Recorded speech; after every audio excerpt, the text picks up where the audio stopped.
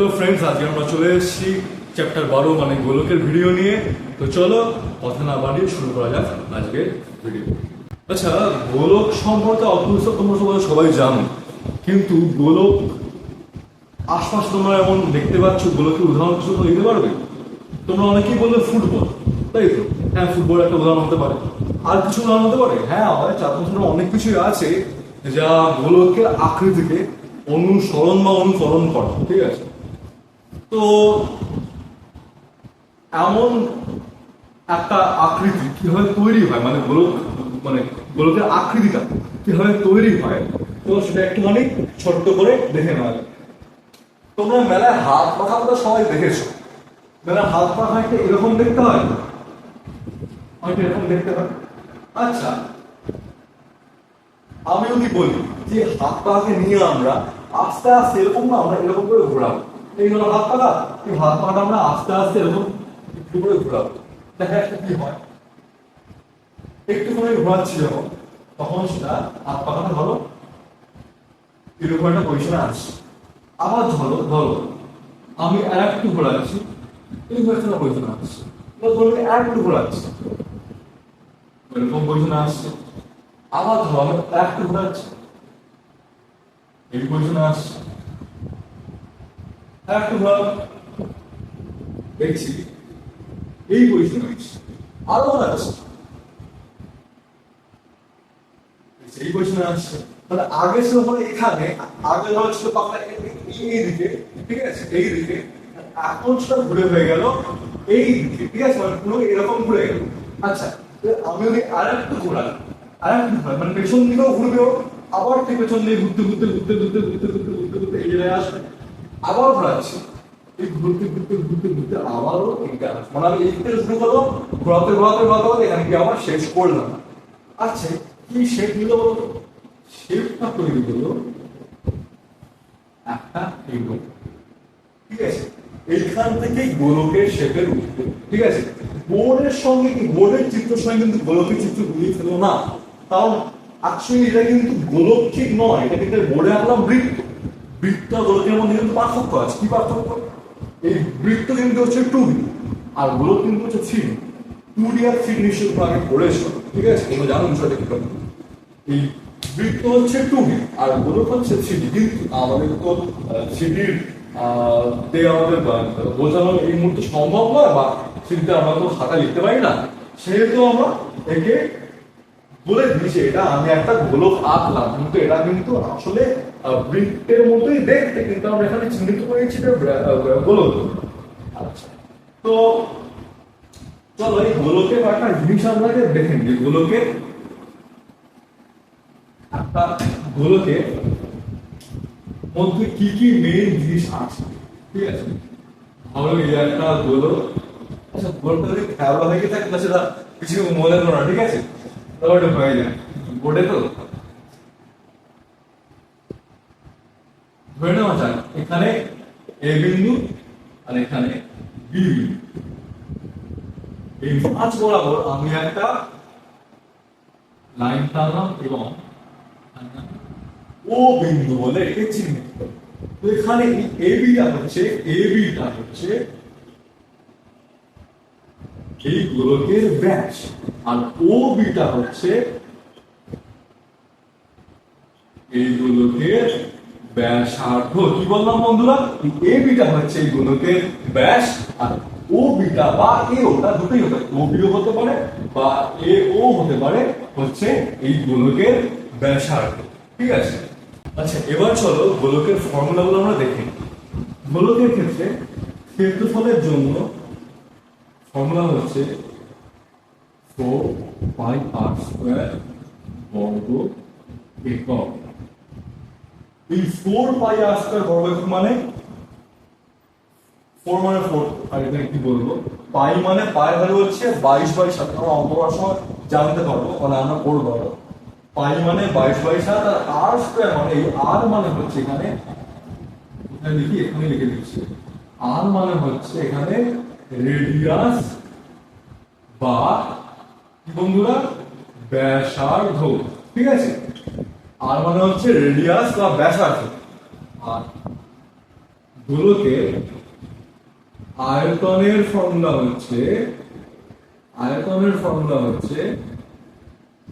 4/3 পাই আর cube, বর্গ একক নাকি না ঘন একক, ঠিক আছে, ঘন একক। এখানে 4/3 মানে 4/3, আচ্ছা পাই মানে আগেও বললাম পরে বলবো 22/7, আর কিউবের আর হচ্ছে এখানে একই ঠিক আগেরটার মতোই রেডিয়াস বা ব্যাসার্ধ, ঠিক আছে। এখন বলবে যে এখানে বর্গ একক এখানে ঘন একক কেন? একটা মানে ক্ষেত্রফলটা হচ্ছে শুধু গোলকের বাইরের অংশটা কতখানি মাপ, সেটা মাপ বের করার বিষয় ক্ষেত্রফল। ও ধরো তুমি একটা কাপড় নিয়ে একটা গোলক, ধরো একটা ফুটবল তুমি ধরো কাপড় নিয়ে এটা জড়িয়ে দিলে, ঠিক আছে, এই যতখানি কাপড় এই গোলকটাকে মানে ফুটবলটাকে কভার করে আছে মানে মুড়ে আছে, এই পরিমাণ কাপড়টা হচ্ছে ক্ষেত্রফল। তার মানে কি? তার মানে শুধু একটা গোলকের শুধু বাইরের অংশটা হচ্ছে তার ক্ষেত্রফলের পরিমাপের সমান। আয়তন, আয়তন মানে হচ্ছে এই গোলকের মধ্যে যতখানি জিনিস আছে, মানে হতে পারে যে চামড়ার তৈরি হতে পারে, ঠিক আছে, পাথরের তৈরি হতে পারে, মানে গোলক হতে পারে পাথরের গোলক, আবার কোনো ধরো অন্য ময়দার একটা ডো হতে পারে, তো এরকম অনেক কিছুই হতে পারে। তো সেটা কতখানি তার মধ্যে জিনিস আছে, এমনখানে হতে পারে ফাঁপা গোলক তার মধ্যে জল পড়া আছে, ঠিক আছে। তো এই গোলকটার মধ্যে কতটা পরিমাণ জিনিস আছে, ঠিক আছে, হাওয়া হতে পারে, হাওয়ারও তো একটা ভলিউম আছে বা আয়তন আছে, তো সেটার মাপ হচ্ছে এই ফর্মটা দেখে। এখন কথা হচ্ছে যে এখানে আর স্কোয়ার কেন, এখানে আর কিউব কেন? এখানে আর স্কোয়ার আর এখানে আর কিউব কেন? কারণটা কিছুই না বন্ধুরা, কারণটা হচ্ছে আমরা আগেও জেনেছি যে ক্ষেত্রফলের ক্ষেত্রে দুটো প্যারামিটার কাজ করে, এক হচ্ছে দৈর্ঘ্য আর এক হচ্ছে প্রস্থ, ঠিক আছে। আর আয়তনের ক্ষেত্রে কাজ করে তিনটে প্যারামিটার, কি কি? দৈর্ঘ্য, প্রস্থ আর উচ্চতা। সেই জন্যই এখানে দুটো প্যারামিটার কাজ করছে আর এখানে তিনটে প্যারামিটার কাজ করছে, এবং সেই জন্যই এখানে একটার জন্য স্কোয়ার একটার জন্য কিউব। এবার বুঝতে পেরেছো? আচ্ছা এটা যেখানে স্কোয়ার হচ্ছে সেই জন্য এখানে বর্গ একক হচ্ছে, এখানে যেহেতু কিউব হচ্ছে সেই জন্য এখানে ঘন একক হচ্ছে। এইটা একদম খুব পরিষ্কার ভাবে মাথায় একদম দেখে নাও, কারণ এটা তোমার অঙ্ক করতে গেলে একদম লাগবেই লাগবে একদম। এটা যতগুলো তুমি অঙ্ক এই চ্যাপ্টারে করবে সেটার জন্য এই ফর্মুলাগুলো তোমাদের একদম ছোটস্থ কণ্ঠস্থ করে রাখতে হবে, কারণ এই ফর্মুলা ছাড়া কোনো অঙ্ক নামবে না। এখন কথা হচ্ছে যে এই ফর্মুলাগুলোর সাথে কি হবে, এই ফর্মুলাগুলোকে অ্যাপ্রোচ করতে হবে, সেগুলো জানতে হবে। হ্যাঁ জানবো আমরা, তার আগে একবার ছোট্ট দেখে নিচ্ছি শুধু ফর্মুলাগুলো বলে গেলে আর আমাদের ন্যূনতম জিনিসগুলো বলে দিল, অথবা রেডিয়াস বলে দিল, ব্যাসার্ধ বলে দিল বা ব্যাস বলে দিল, সেক্ষেত্রে আমি দুটো অঙ্কগুলো সলভ করবো। তার জন্য চলো একটা ছোট্ট অঙ্ক, ছোট্ট অঙ্ক ঠিক না, একটা ক্যালকুলেশন মতো আর কি, দেখি কিভাবে আমরা অঙ্কগুলো করবো। আচ্ছা ধরো তোমাদের বলে দিল যে একটা গুলো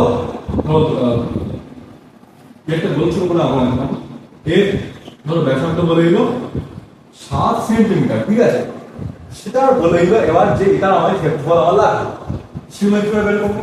আচ্ছা এখানে তো ফর্মুলা চলে আসে, কি বলেছে 4 পাই আর স্কয়ার বর্গ একক। তো যখন আমি বের করবো ক্ষেত্রফল, যখন আমরা বের করবো ক্ষেত্রফল, কি করবো?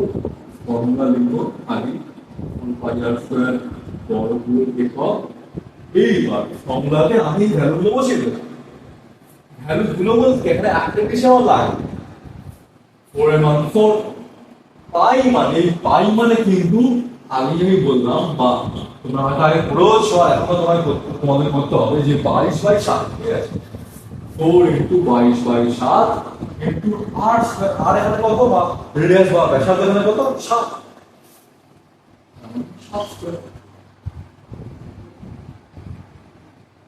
তাহলে আমরা এটা লিখতে পারি তো 7 থেকে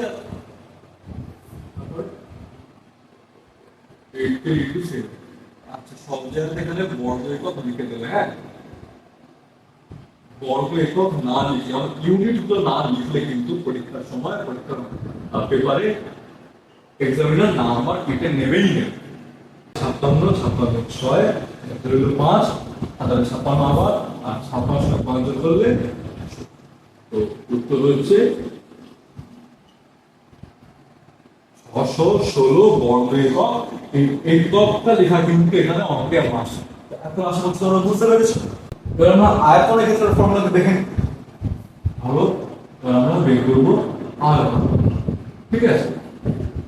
ঠিক একভাবে আমাদের বলে দিয়েছে যে এর ব্যাসার্ধ হচ্ছে 7 সেন্টিমিটার। এখন কি করবো আমরা? আগে আমরা ফর্মুলা লিখে নেব।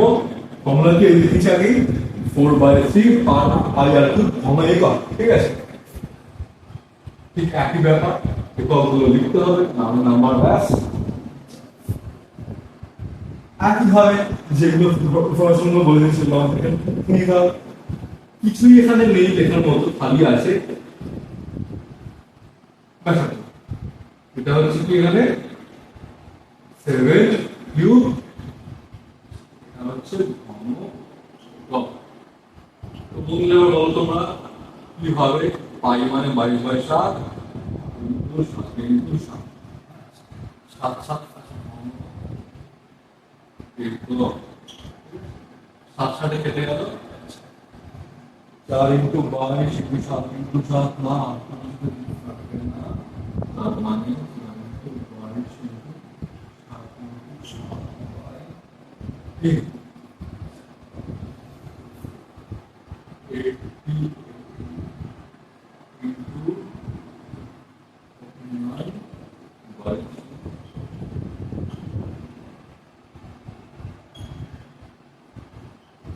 আমি এটা সলভ করছি না, তো দেখে নেই 8 ইনটু 44/3 এটাকে সলভ করলেই 49 সরি 8 ইনটু 49/3 এটাকে সলভ করলেই তোমার উত্তর পেয়ে যাবে এবং ইউনিট হবে কি ঘন একক।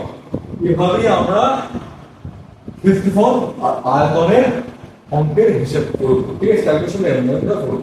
চলো বন্ধুরা এবার ছোট্ট করে আমরা বুঝে নিই যে অর্ধগোলকটা কি জিনিস।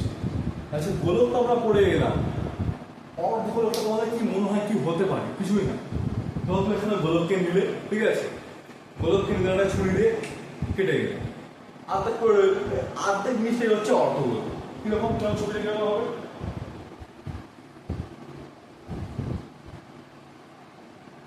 জানি আমার আঁকা বাজে, যাই না মোটামুটি বোঝাতে যাচ্ছে, বোঝা গেলেই হয়। ধরে নেওয়া যাক এটা হচ্ছে এ বিন্দু, এটা হচ্ছে বি বিন্দু, এটা হচ্ছে ও বিন্দু, ঠিক আগেরটার মতো। এখানে এ বি হচ্ছে ব্যাস বা ডায়ামিটার, আর ও এ বা ও বি হচ্ছে কি বন্ধুরা? ব্যাসার্ধ বা রেডিয়াস, ঠিক আছে।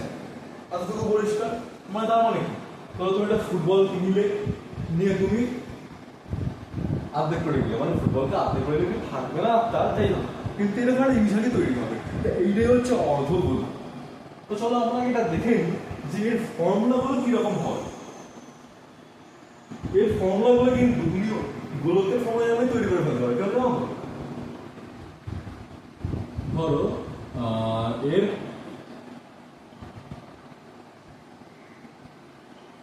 ক্ষেত্রফল আমরা বের করব ফর্মুলাটা। তো আমরা জানি যে গোলকের কাছে তোমার ক্ষেত্রফল ফর্মুলা হচ্ছে 4πr²। এবার তুমি এই ক্ষেত্রফলটা যদি হাফ করে দাও, মানে অর্ধগোলক গোলকের হাফ, তাহলে এক্ষেত্রে তুমি যদি এর ক্ষেত্রফলের ফর্মুলাটা হাফ করে দাও, কথা বন্ধুরা হবে তো এটা 2π আসবে, এটাই হচ্ছে অর্ধগোলকের ক্ষেত্রফলের ফর্মুলা, কত বর্গ একক, ঠিক আছে। আচ্ছা, যেখানে আর হচ্ছে গিয়ে ব্যাসার্ধ বা রেডিয়াস, ঠিক আছে। আবার ঠিক একই রকম ভাবে আয়তনের ফর্মুলা কিরকম হয় বলতো? আমরা জানি গোলকের ক্ষেত্রে আয়তনের ফর্মুলা হচ্ছে 4/3 πr³ ঠিক আছে। এটাকে যেহেতু অর্ধগোলক, আমরা এটাকে হাফ করে দিচ্ছি, কেটে দিচ্ছি, হাফ করে দিচ্ছি, হাফ করে দিলে কত হবে 4/3 ছিল 2/3 পাই আর কিউব ঘন একক, মানে কি এখানে 2/3 পাই আর কিউব ঘন একক। এখানে আর হচ্ছে ব্যাসার্ধ বা কি বন্ধুরা রেডিয়াস। কেমন? তো দেখো আমরা গোলকের ফর্মুলাগুলো মনে রাখতে পারলেই কিন্তু অর্ধগোলকের ফর্মুলাগুলো আমরা ডিরাইভ করে নিতে পারবো। আচ্ছা ঠিক এগুলো তোমার আগের গোলকের ফর্মুলা মতো একদম মুখস্থ করে রাখতে হবে, আর অঙ্কে এটা প্রতি মুহূর্তে কাজে লাগবে। আচ্ছা এখানে একটা কথা বলে রাখি যে এই অর্ধগোলক বা গোলকের যদি তুমি ডেরিভেশনগুলো চাও, জানতে চাও যে এই ফর্মুলাগুলো কোথেকে এসছে, কীভাবে এসছে, তাহলে ভিডিওটার কমেন্টে তোমরা সেটা জানাবে আমাদেরকে। আমরা তাহলে গুগল মিট সেশনে যখন আমরা তোমাদের প্রবলেম ডাউট সলভ করবো, তখন আমরা তোমাদের ডেরিভেশনগুলো দেখিয়ে দেবো কীভাবে আসছে। অবশ্যই এগুলো একটা আসার পেছনে একটা যুক্তি আছে, ফর্মুলাগুলো কী করে এলো। অর্ধগোলকের ক্ষেত্রে আমরা বুঝতে পারছি যেটা না হাফ, অর্ধগোলকে হাফ করলে অর্ধগোলক হয়ে যাচ্ছে, কিন্তু গোলকের ক্ষেত্রে কীভাবে এলো সেগুলো দেখতে গেলে আমাদের একটা সুন্দর করে তোমাদের বোঝাতে হবে কীভাবে এলো। আচ্ছা ঠিক আগেগুলোর মতোই এক্ষেত্রে তোমাদের আমি আবার একটা স্যাম্পেল ক্যালকুলেশন করে দেখে দিচ্ছি। ধরো সরি আমি গোলক কি করেছি বলতে, এটা অর্ধগোলক, তার ব্যাসার্ধ হচ্ছে 7 সেন্টিমিটার। তো এর ক্ষেত্রফল আমরা কিভাবে বের করবো বলো? 2 পাই আর স্কয়ার ঘন একক। এখানে আর এর মান বসিয়ে দেবো, মানে কত 22/7 কিন্তু আর এর মান হচ্ছে 7 × 7। সরি খুব ভুল হয়ে গেছে, এটা বর্গ,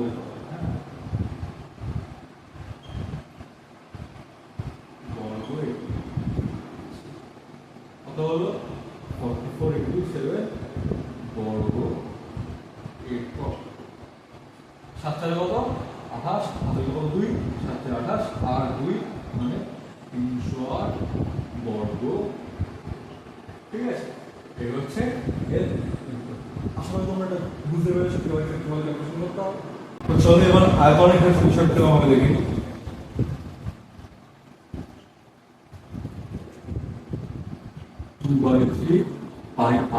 আমরা লিখে নিচ্ছি থেকে দেখে কত, এটা হচ্ছে কিন্তু ঘন একক। ঠিক আছে, মাথায় রাখবে এটা, ক্ষেত্রফলের ক্ষেত্রে বর্গ একক আর আয়তনের ক্ষেত্রে ঘন একক।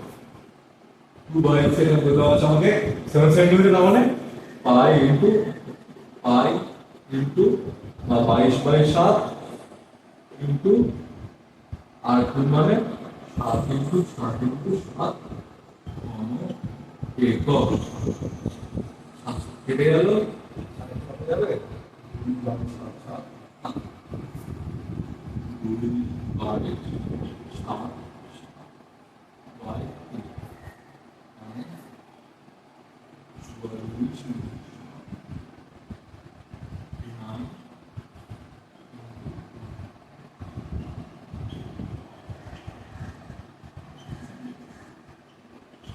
এখানে ক্যালকুলেশন করে যেটা বেরোবে এটাই হচ্ছে এর উত্তর। তোমরা বের করে নেবে এত ঘন একক। আশা করছি তোমরা বুঝতে পেরেছো।